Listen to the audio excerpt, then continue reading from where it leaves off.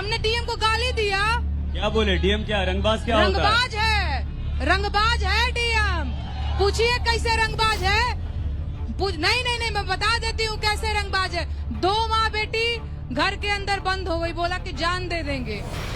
इसके बावजूद भी पुलिस प्रशासन ने उसके ऊपर बुलडोजर चला दिया पूरी रंगबाजी के साथ। हमने कहा बिहार में रंगबाज रंगदार शब्द कहल जाला, फलाना बड़ी रंगदारी देखा होता, फलाना बड़ी रंगबाजी देखा होता। तो रंगबाज है तो रंगबाज को रंगबाज ना कहूँ तो क्या कहूँ। अब केहू बतावे कि रंगबाज और रंगदार कहाँ से गाली है, आखिर थेथरई है। तो भाई रंगबाज और रंगदार एक तरह के विशेषण है। केहू अगर अति करता, कानून के नइखे मानत, संविधान के नइखे मानत, पड़ोसी पंच पंचायत के नइखे मानत, रिश्तेदार नातेदार के नइखे मानत, साहब वकील हुक्मरान के नइखे मानत, तो ओके रंगबाज और ये रंगदार कहल जाला। एकदम नेहा सही कहली है कि बिहार और यूपी में रंगदार और रंगबाज दोनों शब्द बहुत ज़्यादा चलन में बा। रंगबाज पर तो बाकायदा एक फिल्म भी बनल है।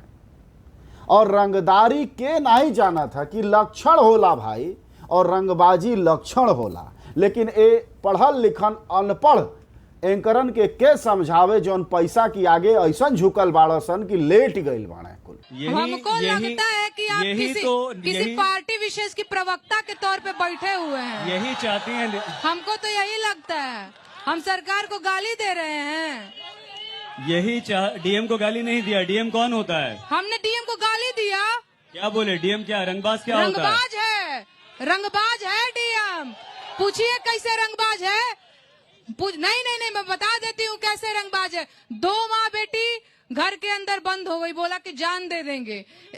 इसके बावजूद भी पुलिस प्रशासन ने उसके ऊपर बुलडोजर चला दिया पूरी रंगबाजी के साथ। हमने कहा बिहार में रंगबाज रंगदार शब्द कहल जाला, फलाना बड़ी रंगदारी देखा होता, फलाना बड़ी रंगबाजी देखा होता।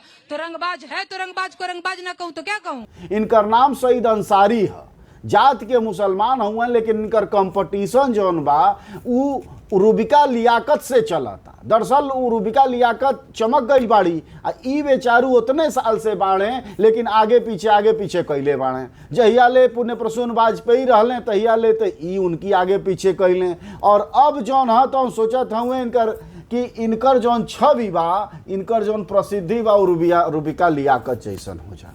तो ओ चक्कर में तर्क वितर्क बुद्धि विवेक सब खो देले हुए, और ए लिए इनका बुझाता कि नेहा सिंह राठौर गाली दे के आगे बढ़ा था।